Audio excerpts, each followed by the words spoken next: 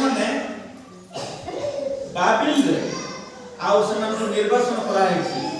कीर्त दास करके निया से मानकु आउ किए कहते झिसाए भविष्य वक्ता कहते कहीं निराश हो जाते आउ दुई प्रकार लोक थे गोटे दुष्ट लोक आ गोटे धार्मिक लोक थे ये लिखाई हे धर्मर अनुगामी गण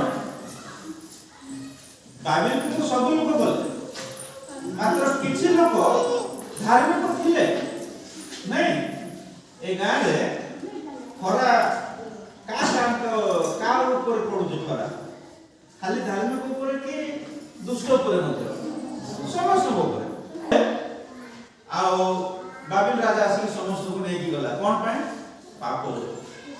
जो लोक मैंने पाप कले इस्राएल लोक मैंने से बाबिल